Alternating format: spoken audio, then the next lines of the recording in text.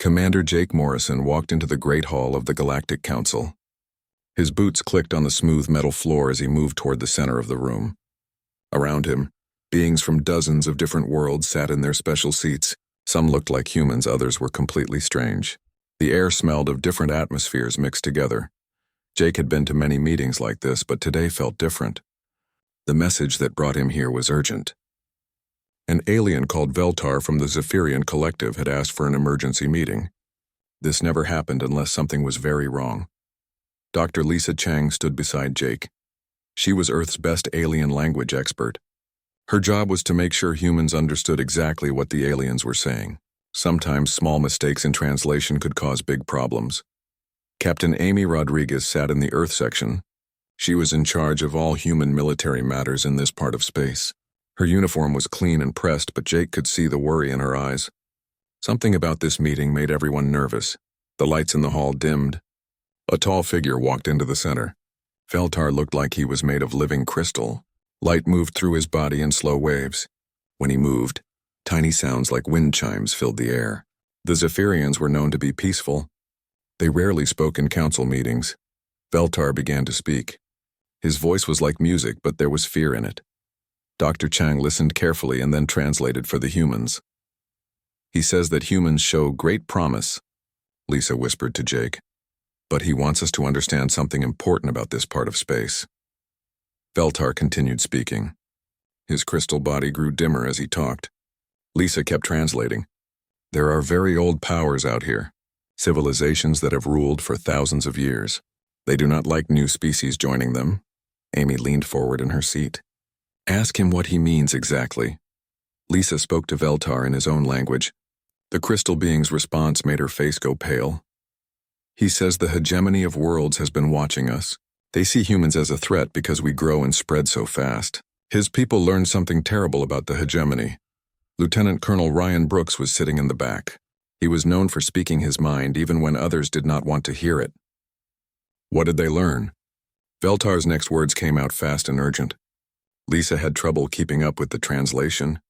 He says when the hegemony decides you are a threat, they come to destroy you. But you cannot try to talk to them or ask for peace. You must strike first and strike hard. You must show them that humans are not weak prey. Ryan stood up from his seat. He is asking us to start a war with beings we have never met. Veltar's crystal form flashed bright for a moment. Lisa translated quickly. He says no. The war has already begun. The hegemony is just waiting for the right moment to end it. Jake felt cold fear in his stomach. Ask him how he knows this. The answer came slowly. Veltar seemed to be getting weaker as he spoke. His people tried to be peaceful when the hegemony came. They asked for talks. They offered to share their worlds. The hegemony said yes to everything. Then one night they attacked without warning. Billions of Zephyrians died in the first hour. Amy's hand moved to her weapon without thinking. How many of his people are left? He says maybe a few thousand, scattered across the galaxy, hiding. The hegemony keeps looking for them. They never stop hunting a species once they decide that species must die. The hall became very quiet. Even the other alien delegates seemed shocked by this news. Many of them had never heard this story before. Veltar spoke again, and this time his voice was barely a whisper.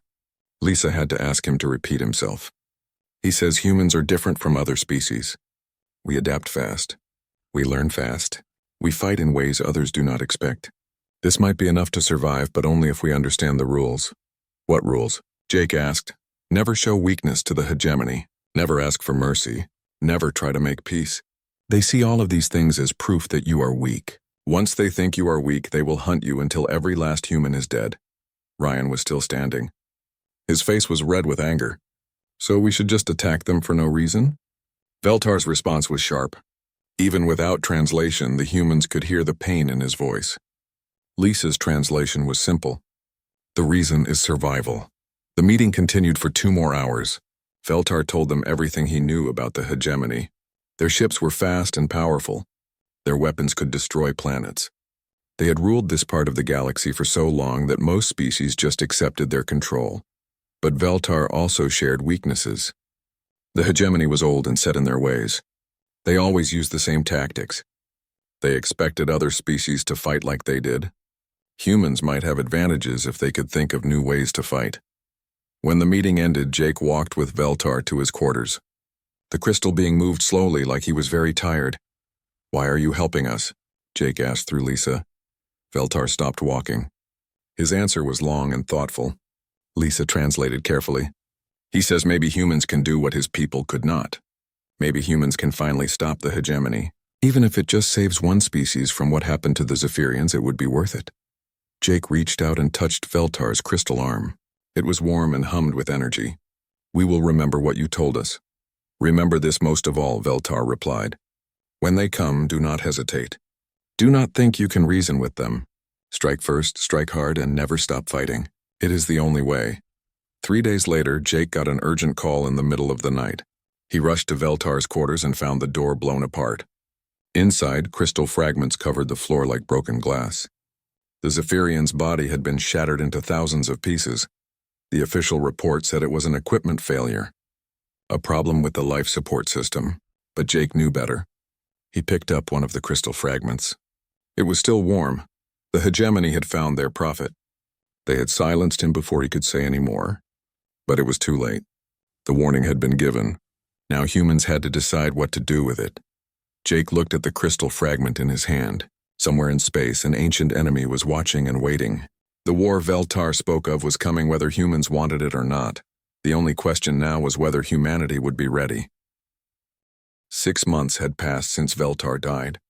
Captain Elena Parker stood on the bridge of the colony ship New Horizons, watching the empty space around their new world. Behind her, 3,000 people were getting ready to start a new life on the planet below.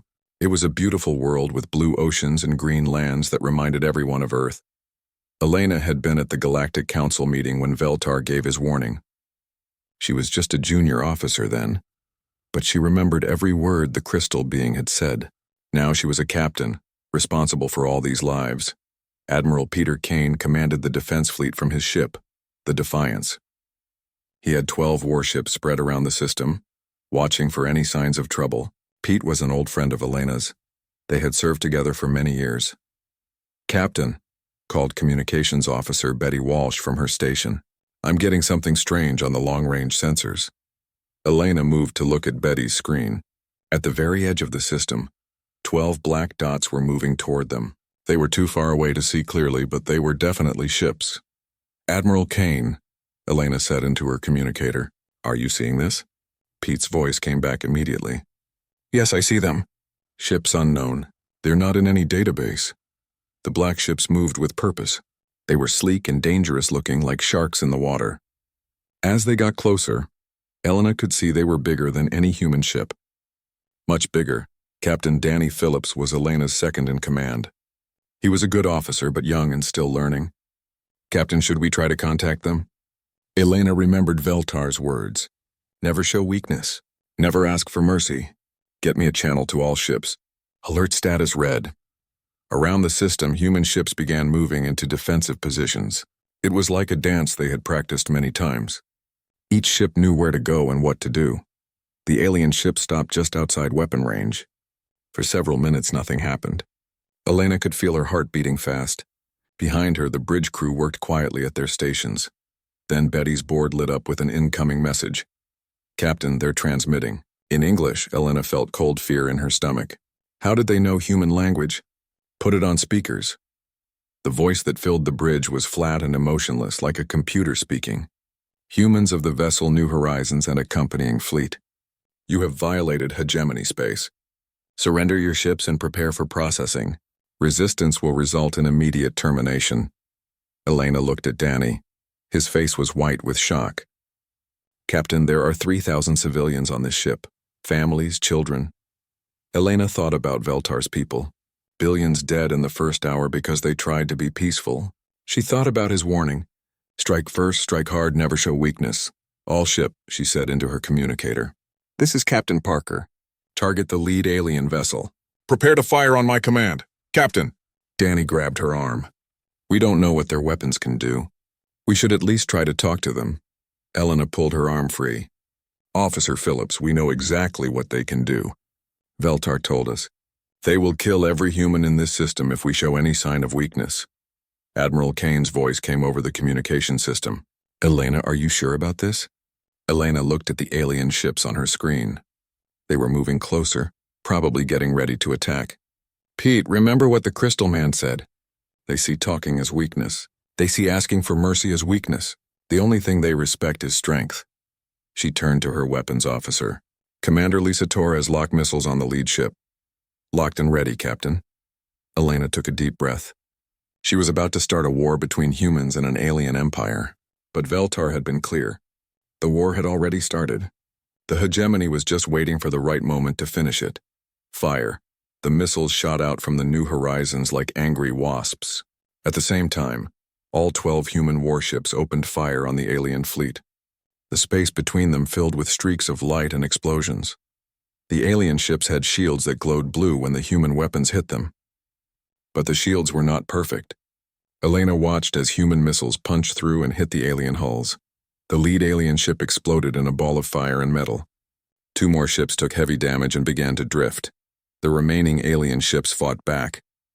Their weapons were beams of red light that cut through space like swords. When they hit human ships, the damage was terrible. The destroyer Courage exploded completely. The cruiser Justice lost its front section, but the human ships kept fighting. They moved fast and struck hard, just like Elena had ordered. They used tactics the aliens did not expect. Instead of fighting in neat formations, they scattered and attacked from all directions.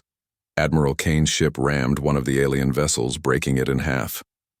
Captain Gary Wilson's ship Freedom used its railguns to punch holes through another alien ship's shields. The battle lasted 20 minutes. When it was over, 10 alien ships were destroyed or disabled. Only 2 escaped, jumping away to wherever they had come from. Elena looked around her bridge. Several of her crew were wounded, but they were alive. On her screen, she could see the human fleet regrouping. They had lost 3 ships and over 200 people, but they had won. Captain, Betty called out, Admiral Kane is requesting to speak with you. Pete's face appeared on the main screen. He looked tired but proud. Elena, that was either the bravest thing I've ever seen or the most foolish. Probably both, Elena replied. But Veltar was right. If we had tried to surrender or negotiate, they would have killed us all. Danny was looking at the wreckage floating in space. Captain, those ships that escaped, they'll go back and tell their people what happened. Elena nodded. Yes, they will. And then more ships will come. Probably a lot more ships. So what do we do? Elena thought about the crystal being who had died trying to warn humanity. We do what humans have always done when someone tries to kill us. We fight back. Admiral Kane was already making plans. We need to get word to Earth immediately. Tell them what happened here. Tell them the hegemony knows we will fight. Will that be enough? Danny asked. Elena looked at the alien wreckage on her screen. It's a start. We showed them that humans are not easy prey. Now they know we bite back. But even as she said it, Elena knew this was just the beginning. The hegemony had been ruling this part of space for thousands of years. They would not accept defeat from a young species like humanity. They would be back, and next time they would bring everything they had. Elena turned to her crew. Get me a secure channel to Earth Command. Tell them we need to prepare for war. The message that went out that day changed everything. Humanity's expansion into space had been peaceful until now. They had made friends with other species and built colonies on new worlds. But peace was over. The hegemony had shown their true face, and humanity had shown theirs in return. Veltar had been right about everything. The war had begun and humans had struck first. Now they would see if that was enough to survive what was coming next. The news from the New Horizons battle reached Earth in 3 days. What happened next shocked everyone. 17 human colonies simply disappeared overnight. No distress calls, no wreckage, no survivors. They were just gone, as if they had never existed. General Sam Mitchell stood in the emergency meeting room deep under Earth's capital. Around the table sat the most powerful people in human space. President Margaret Stone looked tired and worried. She had not slept since the report started coming in. Ladies and gentlemen, Sam said, we are now officially at war with something called the hegemony of worlds. They have technology we barely understand and resources that make our entire civilization look like ants. President Stone leaned forward. General, what do you recommend we do? Sam looked around the table at the scared faces. We do what humans have always done when someone tries to wipe us out. We adapt, we learn, and we fight dirty. Dr. Carl Johnson was the head of Earth's Xenotechnology Research Division. He had been studying the wreckage from the New Horizons battle for weeks. "I have some good news," he said, activating a holographic display. Their technology is very advanced, but it's also very old. The hologram showed pieces of alien ship hull and weapons. Carl pointed to different parts as he spoke. They've been using the same designs for hundreds, maybe thousands of years. They're powerful, but they don't change or improve. They've become lazy. Commander Helen Ross was Earth's top military strategist. She had won every war game and battle simulation for the past 10 years. "Lazy enemies make mistakes," she said with a grin. "And mistakes are something we can use." The plan that came out of that meeting was crazy and brilliant at the same time. They would take the alien technology from the battle and combine it with human creativity. They would build ships that could change during fights, weapons that got smarter with each battle, tactics that broke every rule of space warfare. Captain Tony Clark had been a fighter pilot before becoming a ship commander. He was chosen to lead the first strike team. "Remember," he told his squadron leaders, "we're not just fighting for Earth. Every species the hegemony has crushed is watching us. We need to show them that fighting back is possible." Lieutenant Sarah Blake was the youngest ship captain in the fleet. She was only 26 years old, but she was brilliant at understanding how alien technology worked. "Veltar died to give us his warning," she said. "We can't let his sacrifice be meaningless." The first human strike happened 3 months after the colonies disappeared. A hegemony patrol fleet was moving through what used to be human space, probably looking for more colonies to destroy. They found Captain Tony's squadron instead. The aliens expected humans to fight like everyone else did, big ships in straight lines shooting at each other until one side was destroyed. But Tony's ships did something completely different. They split up and attacked from 6 directions at once. They used small, fast ships that the aliens could barely target. They had weapons that fired different types of shots, so the alien shields couldn't adapt to stop them. The battle was over in 10 minutes. 8 hegemony ships were destroyed. 0 human ships were lost. But the real victory was what happened next. The aliens sent a message to their commanders, asking for help understanding how humans fought. Human intelligence officers intercepted that message. For the first time in thousands of years, the hegemony was confused. Fleet Admiral Nick Torres commanded the growing human resistance navy from his mobile command ship, Freedom's Edge. His ship could move anywhere in human space, staying ahead of enemy fleets while coordinating attacks. "Sir," reported Intelligence Officer Grace Murphy, "we're intercepting more alien communications. They're calling us the unpredictable species. Their commanders are arguing about how to fight us." Captain Alex Stone commanded a stealth ship called Shadowrunner. His job was to sneak deep into enemy territory and gather information. "Admiral, they're not just confused about our tactics. They're starting to bring in ships from other parts of their empire, ships that were supposed to be guarding other species." Nick studied the reports coming in from across human space. Small human fleets were attacking hegemony ships everywhere. They would strike hard and fast, then disappear before the aliens could respond. Each attack taught them something new about alien technology. "They're making our point for us," Nick said quietly. Chief Engineer Paula Green looked up from her workstation. "Sir, look at what they're doing," Nick explained. "They're bringing their entire civilization to fight one species that's been in space for less than 100 years. That's not confidence. That's fear." Commander Steve Wright was Nick's tactical advisor. He understood immediately. "They know that if they don't crush us completely, other species might get ideas." "Exactly. We've already won the real war. Now we just have to stay alive long enough for the rest of the galaxy to figure it out." Dr. Mary Johnson was the fleet's expert on alien cultures. She had been studying intercepted hegemony communications for months. "Admiral, I'm seeing something interesting. Their vassal species are starting to ask questions." She showed them translated messages from different alien species that served the hegemony. Many of them were asking why it was taking so long to defeat the humans. Some were wondering if the hegemony was really as powerful as they claimed. "How long before some of them start getting ideas?" Nick asked. Mary smiled. "Based on these communications, I'd say it's already happening. There have been 3 small uprisings in the past month. Nothing major, but it's a start." The turning point came when Captain Sarah Blake's ship intercepted a hegemony supply convoy. Instead of just destroying it, she captured several ships intact. The technology and information they found changed everything. The hegemony was not just fighting humans.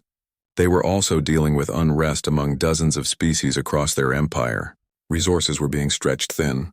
Ships that should have been hunting humans were being sent to put down rebellions. "We're not alone in this fight," Sarah reported to Admiral Torres. "The hegemony has been holding down hundreds of species for thousands of years. Many of them are just waiting for a chance to break free."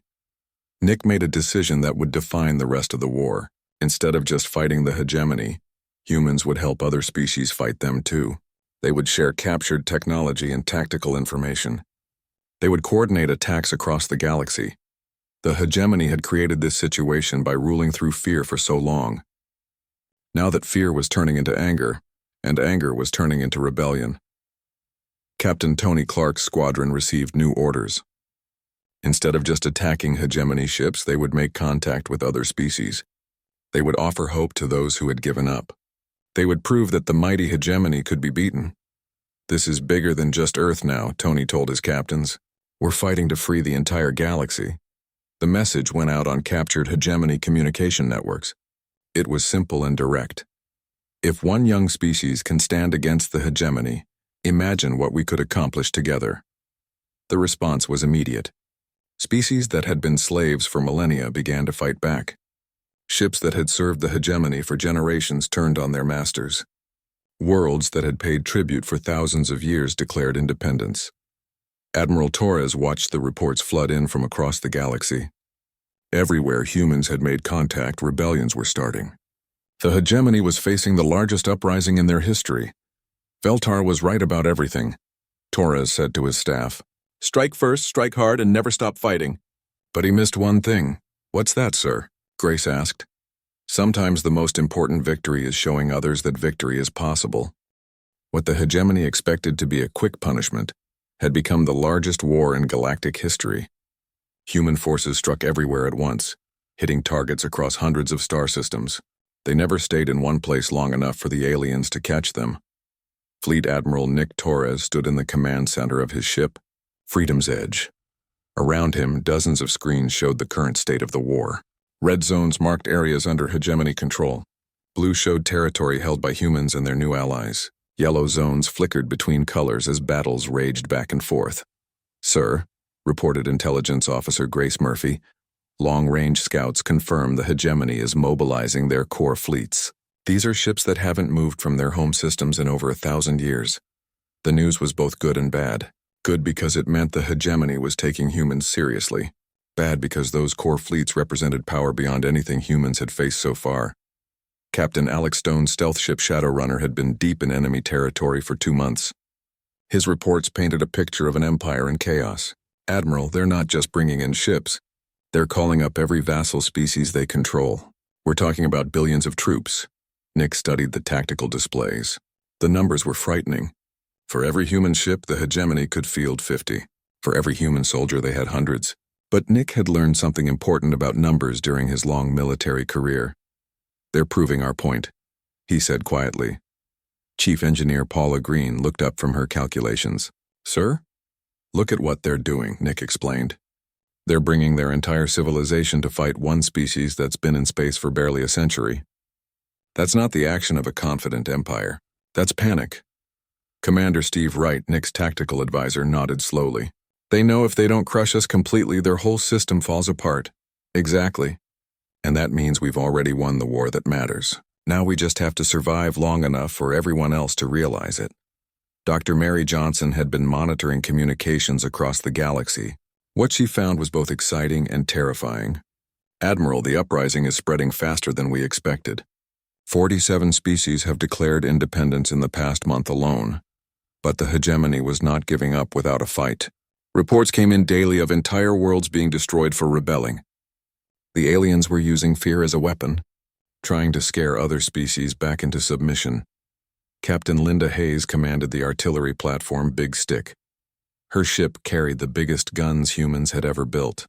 Weapons that could punch holes through moons. "Admiral, we just received a distress call from the Kalahari homeworld. Hegemony fleet is moving to destroy it." The Kalahari were one of the first species to openly join the rebellion. They were peaceful plant-like beings who had been forced to grow food for the hegemony for over 2,000 years. Their declaration of independence had inspired dozens of other species. Nick made a decision that would define him as a leader. All available ships set course for Kalahari space. We're not letting them die alone. What followed was the largest space battle humans had ever fought. 60 human ships against over 300 hegemony vessels. The odds were impossible, but Nick had learned to ignore odds. Captain Frank Miller piloted the stealth destroyer Ghost Protocol. His ship was invisible to most alien sensors until the moment it attacked. He led a squadron of similar ships, hitting the enemy from directions they never expected. Captain Julie Adams commanded a fighter squadron so advanced the ships were more computer than aircraft. Her pilots were linked directly to their ship's AI systems, allowing them to react faster than any living being could think. The battle raged for 18 hours. Human ships darted between the massive hegemony vessels like angry wasps. They targeted weak points that Dr. Carl Johnson's research teams had identified: engine sections, weapon control systems, shield generators. When it was over, the human fleet was badly damaged but intact. The hegemony had lost over half their ships. More importantly, the Kalahari homeworld was safe, but the real victory was what happened next. News of the battle spread across the galaxy faster than light. Species that had been hiding in fear began to openly support the rebellion. The hegemony's reputation for invincibility was broken. Captain Kevin Brown commanded a ship called Determination. After the Kalahari battle, he was sent to make contact with a species called the Methani. They were warrior-like beings who had been forced to serve as soldiers for the hegemony. The Methani are different from other species we've contacted, Kevin reported to Admiral Torres. They're not afraid of fighting. They're angry that they've been forced to fight for the wrong side. The Methani rebellion was swift and brutal. In one night, they turned on their hegemony commanders and seized control of an entire sector. Suddenly, humans had warrior allies with ships and weapons that matched anything the hegemony could field. Commander Nancy Wilson's ship Spite had been captured early in the war, but she and her crew had escaped. They spent months learning how hegemony ships worked from the inside. Now they use that knowledge to infiltrate enemy fleets and attack from within. The key is understanding their command structure, Nancy explained to other captains. They've been using the same hierarchy for thousands of years. Once you know how to fake the right signals, you can walk right into their formations. Dr. Patricia Lee was monitoring communication networks across the galaxy. What she found amazed everyone. Admiral, we're not just inspiring rebellions. We're inspiring new kinds of thinking. Species that have been enemies for millennia are working together against the hegemony. The war was changing in ways no one had expected. It was no longer just humans against the hegemony. It was becoming a galaxy-wide revolution against an old order that had ruled through fear and force. But the hegemony was not finished. Their response to the growing rebellion was terrible and swift. Entire star systems that supported the rebels were destroyed. Billions of beings died as the aliens tried to terrorize the galaxy back into submission. Admiral Torres received reports of the destruction with a heavy heart. They're showing the galaxy their true face, he told his staff. For thousands of years, they've ruled by making people believe they were reasonable. Now everyone can see what they really are. The massacres had an effect opposite to what the hegemony intended. Instead of scaring species back into submission, they made even more species angry enough to fight. Peaceful beings who had never raised a weapon began building armies. Captain Jamie Roberts was the newest and youngest captain in the human fleet. He was only 24 years old, but he had a gift for understanding alien psychology. Admiral, I think I know why they're making such extreme responses. Tell me, Nick said. They've never faced a real challenge to their authority. For thousands of years, when they said jump, everyone asked how high. They literally don't know how to handle defiance. So they're doing the only thing they know how to do, which is destroy everything until the problem goes away. But the problem isn't going away this time. It's getting bigger. Jamie was right. Every act of hegemony brutality created more rebels. Every destroyed world made more species angry. The empire that had ruled the galaxy through fear was discovering that fear could only work for so long. How long do you think they can keep this up? Nick asked Dr. Mary Johnson. Mary had been studying hegemony society and culture for months. Not much longer. Their empire was built on the idea that they were invincible. Every day this war continues, that idea becomes less believable. The final phase of the escalation began when the hegemony made a desperate decision. They recalled every ship and soldier from across their empire to form one massive fleet. Their plan was simple: destroy Earth and end the rebellion at its source. Nick received the intelligence report with mixed emotions. They're bringing everything they have. Over 10,000 ships. More firepower than has ever been assembled in one place. Where? Grace asked. Our oldest colony world. Kepler system. They want to make a statement by destroying where humanity first reached beyond Earth. Nick looked around at his staff. These people had followed him through impossible battles and hopeless odds. Now they faced the ultimate test. Send word to all Allied fleets. Every ship, every species that stands with us. If we're going to make our final stand, let's make it count. The greatest battle in galactic history was about to begin. The final battle took place in the Kepler system, where humans had built their first colony beyond Earth's solar system. The hegemony brought 10,000 ships representing every species under their control. It was the largest fleet ever assembled in galactic history. Admiral Nick Torres stood on the bridge of his new flagship, Veltar's Revenge. The ship was named for the crystal being who had warned humanity about this day. Around the system, 300 human ships prepared for what everyone knew might be their last fight. The odds were impossible.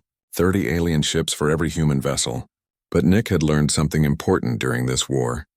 Numbers only mattered if you fought the kind of battle your enemy expected. Captain Linda Hayes commanded the artillery platform Big Stick. Her railguns could punch through asteroids, and she had positioned her ship near the system's largest moon. Admiral, we're ready to give them a welcome they won't forget. Captain Frank Miller's stealth destroyer Ghost Protocol was invisible among the asteroids that ringed the system. His ship and a dozen others like it would be the first surprise the hegemony encountered. Captain Julie Adams led a squadron of fighters so advanced they were more AI than aircraft. Her pilots were linked directly to their ships, allowing them to react faster than any living being could think. But this battle was about more than just ships and weapons. Across the galaxy, other species were watching.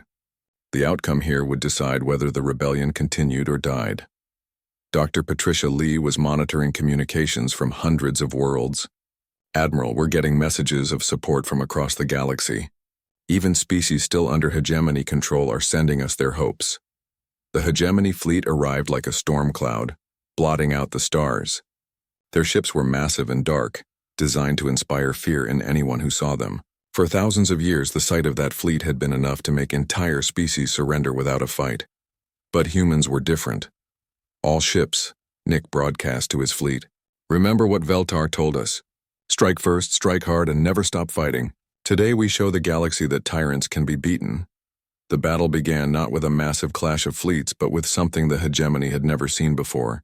Instead of meeting their enemy head-on, Nick divided his forces into dozens of small groups that attacked simultaneously across the entire system. Captain Kevin Brown's Ship Determination led one group against the enemy's left flank. His railguns tore through 3 hegemony cruisers before they could even return fire. Commander Nancy Wilson's vessel Spite had been disguised to look like a damaged hegemony ship. She flew right into the heart of their formation before revealing her true identity and opening fire from within their ranks. The hegemony had expected humans to fight like everyone else did, big ships in neat formations trading shots until one side was destroyed. Instead, they faced an enemy that seemed to be everywhere at once. Captain Frank Miller's stealth ship struck from the asteroid belt, appearing suddenly to destroy enemy vessels before vanishing again. The aliens had no defense against enemies they could not see. Captain Julie Adams' fighters swarmed through the hegemony formation like angry insects. They were too small and fast for the big alien weapons to target effectively, but their own weapons could punch holes in enemy hulls. But it was Captain Jamie Roberts who embodied the human spirit that day. His ship was one of the smallest in the fleet, a fast attack vessel called Defiance. When he found himself facing a hegemony flagship 10 times his ship's size, he made a choice that surprised everyone. "This is Captain Roberts of the human vessel Defiance," he broadcast on all communication channels. "You want to know what humans are? We're the species that looks at impossible odds and says, 'Hold my beer.'" Jamie's ship was loaded with experimental weapons and powered by a reactor that had never been tested in combat. Instead of running from the massive enemy flagship, he aimed his ship straight at it and pushed his engines to maximum power. The collision and subsequent explosion destroyed the flagship and 6 escort vessels. Jamie's sacrifice took out more enemy ships than some entire squadrons had managed. Admiral Torres watched his young captain die and felt both pride and sadness. All ships remember what Jamie just showed us. We don't fight because we think we can win. We fight because some things are worth dying for. The battle raged for 8 hours. Human ships darted between the massive alien vessels, striking at weak points and disappearing before the enemy could respond. They used tactics that broke every rule of space warfare. Captain Linda Hayes used her ship's massive guns to punch holes through asteroids, turning the rocks into weapons that crashed into enemy ships. Captain Alex Stone's intelligence ship hacked into hegemony communication networks, sending false orders that caused their ships to fire on each other. But the humans were taking losses too. The destroyer Courage exploded under enemy fire. The cruiser Justice broke in half after ramming an alien dreadnought. Good people were dying, but they were not dying for nothing. Dr. Mary Johnson was monitoring communications across the galaxy during the battle. What she heard gave everyone hope. Admiral, uprisings are breaking out everywhere. The Methani have taken control of 3 entire sectors. The Kalahari are attacking hegemony supply lines. Dozens of other species are joining the fight. The hegemony commanders realized what was happening. This battle had become a symbol. If humans could stand against the full might of their empire, it would inspire every oppressed species in the galaxy to rebel. They made a desperate decision. Instead of trying to win the battle through tactics, they would simply destroy everything in the system. Every human ship, the colony world, even their own damaged vessels. "Admiral," Grace called out, "they're charging some kind of superweapon. Energy readings are off the charts." Nick looked at his tactical display. The human fleet was scattered across the system, too far apart to defend against a weapon that could destroy everything at once. But they were not alone. "Incoming ships," Captain Alex Stone reported from his scout position. Massive fleet, unknown configuration. The new arrivals were ships from dozens of different species. Methani warships flying alongside Kalahari transports, former hegemony vassals who had turned against their masters, even Zephyrian crystal ships, the surviving remnants of Veltar's people. "This is Commander Rachel Stone of the Allied Liberation Fleet," came a transmission from the lead ship. "Sorry we're late to the party. The battle that followed was unlike anything the galaxy had ever seen. Former enemies fighting side by side against the empire that had oppressed them all. Species that had been at war for millennia working together for the first time. The hegemony's superweapon never fired. It was destroyed by a coordinated attack from 6 different species, each contributing something unique to the assault. When the battle ended, both the human and hegemony fleets were shattered. But the strategic situation had changed completely. Across the galaxy, the rebellion had become a revolution. Admiral Torres received reports from across known space. Over 200 species had declared independence. The hegemony's control was collapsing everywhere at once. "Sir," Grace reported, "we're getting a transmission from the hegemony capital world." The message was simple and unexpected. It was a surrender. 6 months later, Commander Rachel Stone stood before representatives from 300 species in what had once been the hegemony's capital. The old empire was gone, replaced by something new, the Galactic Freedom Coalition. Veltar was right about many things, Rachel told the assembled delegates. He said we had to strike first and strike hard. Not because humans love war, but because some fights are worth having. Some principles are worth dying for. She looked around at the representatives from so many different worlds, but Veltar missed something important. He thought this was about human survival. It was about something much bigger. The old order was gone, broken by the simple realization that the strong could be resisted, that tyranny could be challenged, that species could choose their own destiny instead of accepting whatever fate others imposed on them. Captain Elena Parker, who had fired the first shots of the war, was now an admiral in the new coalition navy. "The galaxy is free," she told her officers. "But freedom is something you have to keep fighting for. There will always be someone who wants to take it away." The memorial to the war dead included a special section for Veltar. The crystal being had died to give humans a warning, but his real gift was something else. He had shown them that even the mightiest empire could fall if enough people were willing to stand up and fight. Nick Torres, now retired but still respected throughout the galaxy, often visited the memorial. People would ask him what he thought about during the war. His answer was always the same. I thought about a crystal being who could have stayed quiet and safe, but chose to warn us instead. I thought about young captains who chose to ram enemy ships rather than retreat. I thought about all the species who chose to fight even when they knew they might lose. The war was over, but humanity's real journey was just beginning. They had learned something important about themselves and the galaxy around them. Sometimes the most important victory was not defeating your enemy, but showing others that victory was possible. And in the crystal gardens of New Zephyr, where the survivors of Veltar's people had